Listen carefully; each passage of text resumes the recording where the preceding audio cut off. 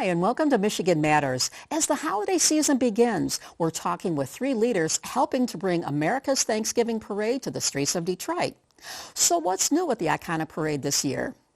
And we'll be checking in with the Detroit Goodfellows, who've been making sure no kitty goes without a holiday gift for over 100 years. We'll talk about their campaign this season. It's a show about giving back, putting smiles on lots of faces, and helping kids. Let's get started. From CBS Detroit, this is Michigan Matters with Carol Kane. Michigan Matters is brought to you in part by Henry Ford Health. We are so pleased to welcome Bob Riney, President and CEO of Henry Ford Health, Rachel Stewart, President and CEO of Gardner White, and Tony Michaels, President and CEO, we got a lot of President CEOs here, of the Parade Company. Thank you folks so much for being here. This much I know, when I see the three, it means one thing. The parade's going to be not far behind. So congratulations for all the stuff you guys are doing and bringing this parade and keeping it and making it the #1 parade in America here. Tony, you run the Parade Company.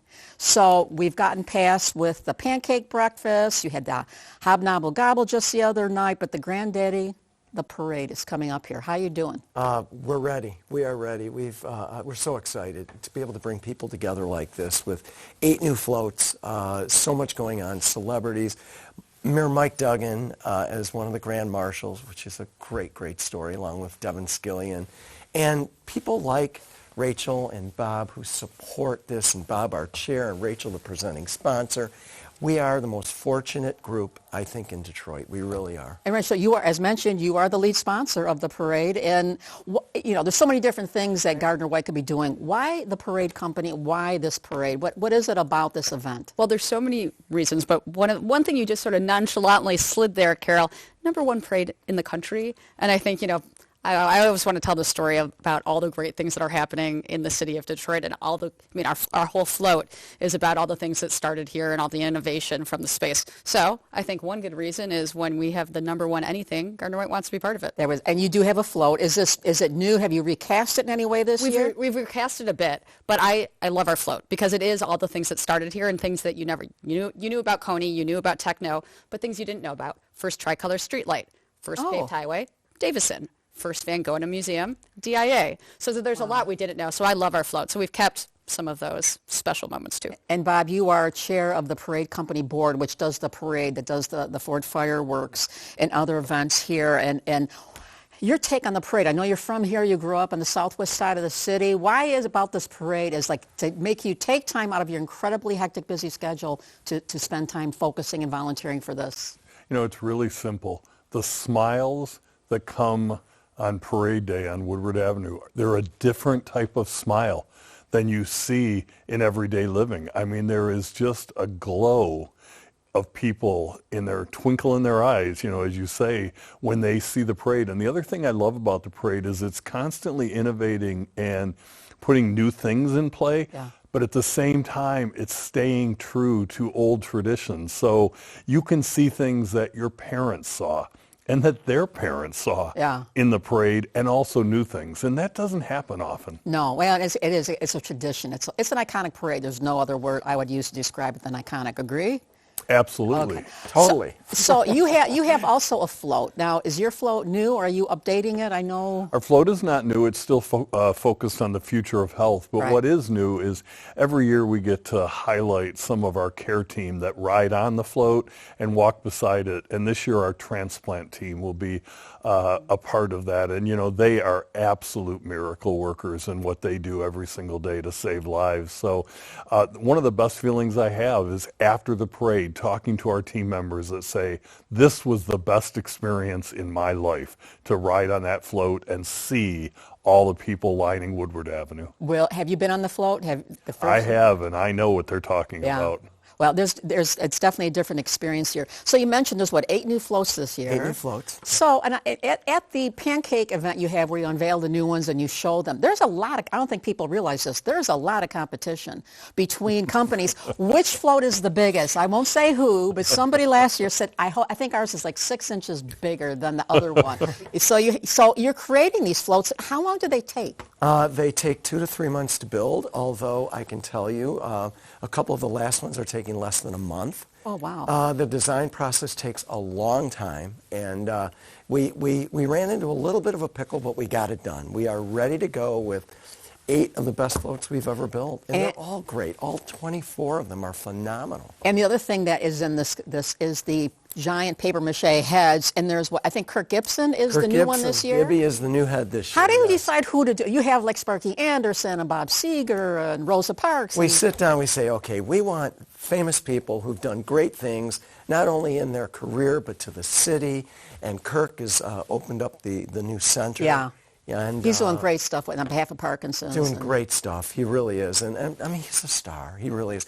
And I had to talk him into it. He goes, you're going to really do this. And I said, yeah, we're going to do this. What did he say? Has he seen it, and what did he say? He hasn't seen it yet. Oh, yeah, so he'll be seeing it at the big event? He'll see it at the big event. Oh, yes, my gosh. Yes. Well, I know there's a lot more to say. We're going to talk more about the parade and a few other things. So keep it right here. We're back with more Michigan Matters.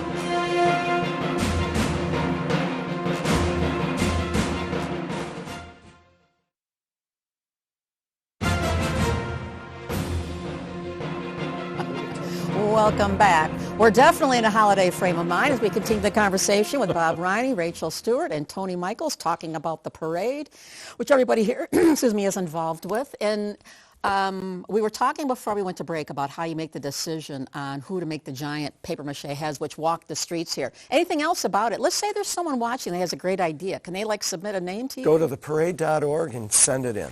Absolutely. Okay, I'm going to put your guys' name down there. I'll put you as a trifecta to go in there together. There is no shortage of big head candidates in this town. I mean, come on. Now, you know what? Somebody might call that the three-headed monster. Well, oh my gosh.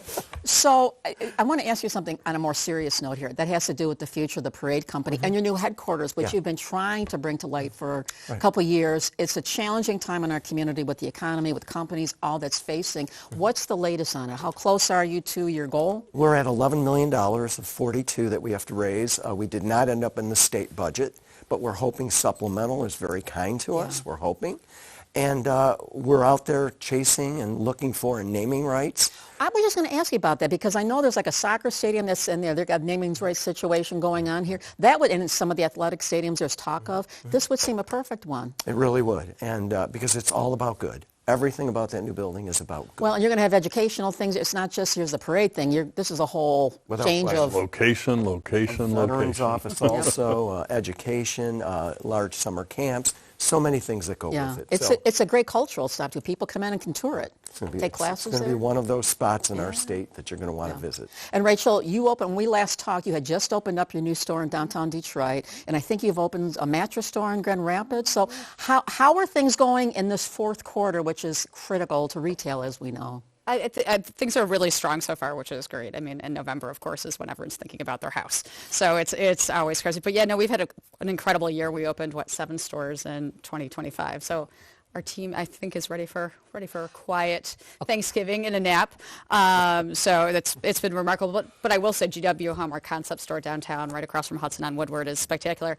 And we were eyeing it last year at the parade, and that's actually when I realized how good location was. Is I was sitting there doing my interview, and I'm looking like that's what we're talking about. That might work. That is a great. There's so much developing there with the Hudson building. GM's moving its headquarters in there. So many other things here. With inflation, and I just saw a report a couple days ago about prices going up for furniture and the such. Are you seeing this yourself and what you're dealing with? Oh, well, I mean, of course, tariffs are real, but I think what we all learned in COVID and hopefully have remembered is how to duck and weave. So a lot, I mean, in particular in China, there had been tariffs on furniture since 2016. Yeah. So for the most part, we'd already adapted to that. And I mean, that's the move. You just keep changing as the world changes to keep prices low. Yeah, and Bob, you've been busy in your day job bringing a $3 billion medical innovation hospital to life in the middle of downtown Detroit, along with Michigan State and the Gilbert Foundation, all these other things here. What's the latest with that? And ETA, as we're winding down 2025, looking to 2026, what's the timetable of it? Well, one thing that is exciting the whole community now is as they drive down the Lodge Freeway, they can see the steel beams getting higher and higher. And I'll tell you, that makes it real for people. And so we are on target to open our research building with Michigan State in 2027 and the new bed tower, emergency room, ORs, procedure rooms at the new hospital in 2029. But we'll also be breaking ground this year coming up, 2026, with the Detroit Pistons for over 800 new multi-income housing units around the area. So people are going to see just continuous momentum. And I'll tell you, it's going to be a highlight for this city for decades to come. Well, we see a transition taking place here with Mary Sheffield taking over as mayor in January when Mike Duggan winds down his time. I know you've all talked with her. Or how do you feel about her now coming as the new leader of the Motor City? Great. I mean, she's 12 years on city council. She is ready to go. She really is, and it's exciting. I mean, I'm excited. First, I'm excited to see our first female mayor. Yes. I think that's, that. After 75 men, it's about time. What took so long? You think? And I think, she's incredibly promising. And I think, I would like to remind everyone she's been part of the growth story thus far. As chair of city council, you don't get there without her partnership. And, Mary has been over our district where Henry Ford Hospital sits for quite a long time. Yeah. So she knows us really well. She knows what we stand for. We're very excited to support her in her new role. And I've advised her to take a little nap and get ready. And, of course, a nap on a GW mattress. Yeah. Where else? and a lazy boy's old at GW. Yeah. So I have to tell you, I was at the Goodfellows breakfast where you were given the big honor of the day, the McNamara Award for all the things you do in the community here, and you gave a riveting speech about civility, which I think people were like dumbstruck, in a good way, that you stood up, talked about it. What was the reaction you got? It was really overwhelming. It showed a great need for leaders to speak up about the fact that regardless of our politics, we have to lower the temperature in this country, and we have to go back to disagreeing in civil ways.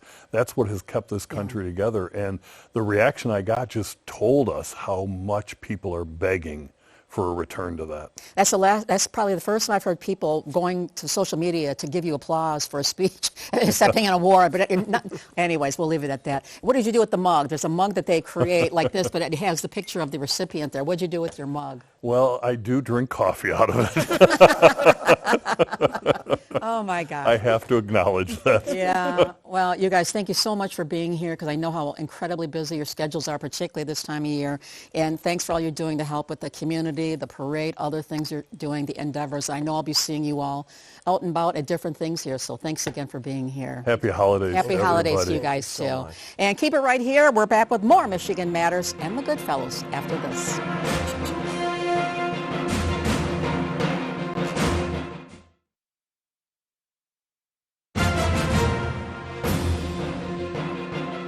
And welcome back to Michigan Matters. We're continuing our holiday focus as we check in with three people, making sure that no kid in Metro Detroit goes without a holiday gift.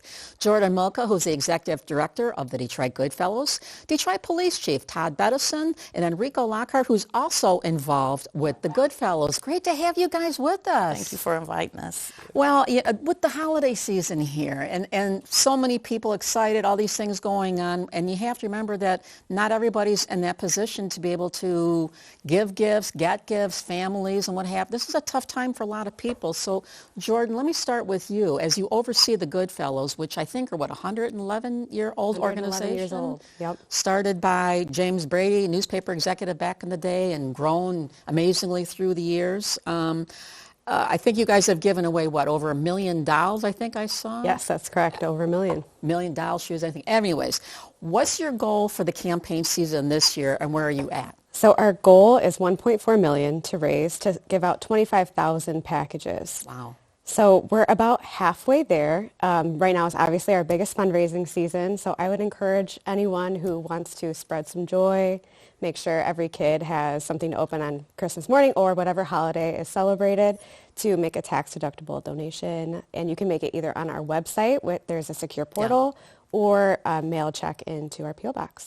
And Chief, I know the Detroit police and firefighters have been pivotal through the years, as they have been, in helping with this endeavor. So what is the role that you and your team play? Oh my God. Well, I was just saying, in 2014, the Detroit Police Department, won like the recipient of the year when it comes to like Goodfellows as far as our participation. So just wanted to let that out because it's always a competition between Detroit Fire Department and police. Okay. But we're there. The police department and first responders to distribute those Goodfellow boxes. And so at the distribution centers, Commissioner Sims, myself, along with our neighborhood police officers, we're there giving out the boxes to the thousands of families that come through to actually receive a Goodfellow box. And it should be noted that you give away 25,000 boxes or thereabouts, which is an awful lot of gift boxes. And it's done on a specific date, right? Yes. Okay, and you have drop-off points. Yes. So how many drop-off points are there? There are six distribution sites. Okay, and I know it's not just Detroit, it's Ecorse and Hamtramck, a bunch of other cities too. And Enrico, you as a member of the Goodfellows, as a child were a recipient of these gifts too, and you know how much it means, right? Oh, yes, yes. I know as a child, my mother was able to provide us with one gift and a Goodfellow box. I didn't know where that box came from, but it meant the world to me and my brother. That box made me feel loved. Actually, that's when I felt loved the first time as far as getting a box, because not only was it just one box, it was many gifts inside that box. I got a clothes, an outfit. I had a hat and gloves. I had a doll that I cherished. And what kid doesn't like a doll? It kept me busy. I got activity books and candy Christmas morning. What mother lets their kid have candy Christmas morning? I absolutely loved it. And it really made me feel loved, so that was a good thing. And you're paying it forward and giving back too, as you and your husband, who's a police officer, yes. are both involved with this organization and what it's doing too, right? Yes, I'm actually a good fella, but he is not, but he knows it's a special place for me, and he helps me in all that I do with the Goodfellas. Yeah. He helps me load up to go to different sites. He helps me pass out application. He does a lot of volunteer work, so he makes sure those applications get out. It's not a good fella yet, but I'm working. You're going to work him on getting him. He'll be a good fellow soon, is my guess. Yes. When does the process of to assemble 25,000 gift boxes is an amazing, logistics challenge to begin with. When do you guys start that?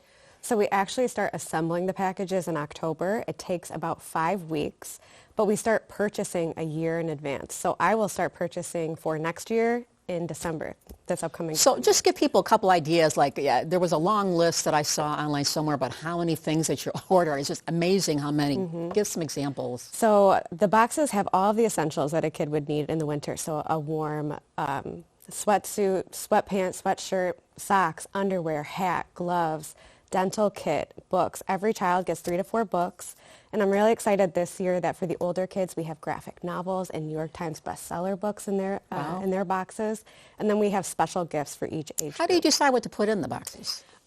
We, ask around. We did a survey last year of all of the parents that received boxes and asked what they liked in the box, what they would like to see, what they want to see more of, what they want to see less of. And so we take those responses and decide what to put in the boxes. And we just had Bob Riney on, who was obviously the Goodfellow, the McNamara Goodfellow of the Year Award winner, and he talked about that and how much it meant to him. And certainly that's one of your huge fundraisers, right, for the organization? Yes, it was our 35th annual tribute breakfast, and Bob Riney was an amazing choice. And you, I think, got a chance to be there as well. I was there. Well, and here's the thing. That was started by McNamara way back when. He also was a recipient, along with Coleman Young, a bunch of other folks, started that. And it's just grown into this big event. Everybody in town was there. It was a who's who. It was a huge event. I think there was 600 people in the room with us at Huntington Place, and it was a special morning. Well, we're going to continue this inspiring conversation, but take a quick break. We'll be back right after this timeout.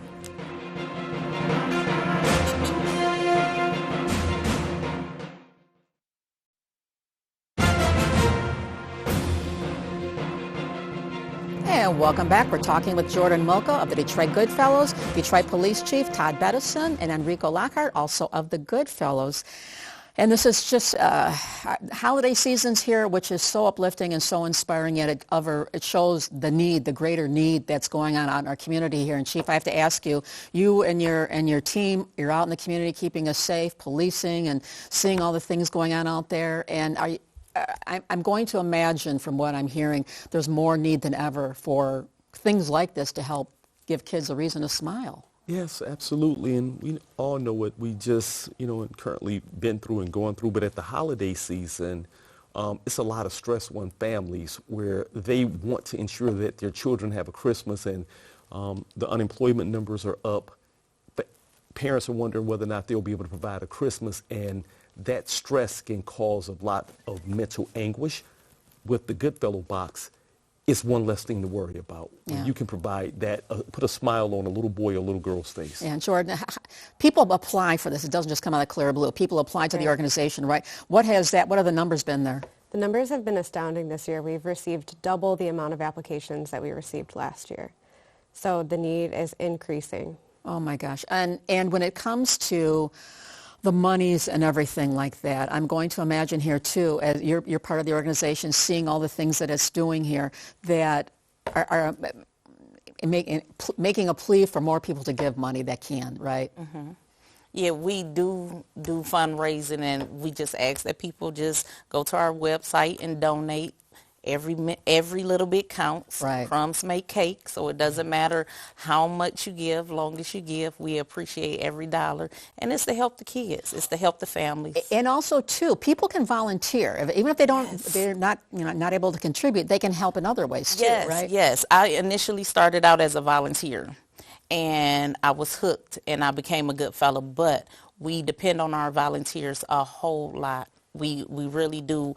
We do a lot of different events out in the field. Again, DPD has a lot of events that I'll be out in the field for. I do National Night Out, trying to get the parents to sign their kids up. They just recently had a Faith in Blue walk that I was in attendance to, that I was able to get kids signed up to. And just parents are out there. They see the box. They remember how they felt as when they got a Goodfellow box. Yes, so it's good to hear those stories. And they sign their kids up. And that seems to be the genesis for so much of this organization. Back when it started, people like Pete Waldmeyer and Ed McNamara, who helped start with this, with the the breakfast event that goes on here. It's knowing how important it was to have a gift and how much it meant to you. Yes. But the Goodfellows do other things during the course of the year, after the holidays, right? Yep. What kind? Do the camp and? So we support several camps throughout the city of Detroit. So we ensure that kids have the opportunity to get a camp experience. We support 6 to 7 camps every year. We have a scholarship program for both the Wayne State School of Journalism, and we provide first-generation college students with a scholarship for Cass Tech graduates.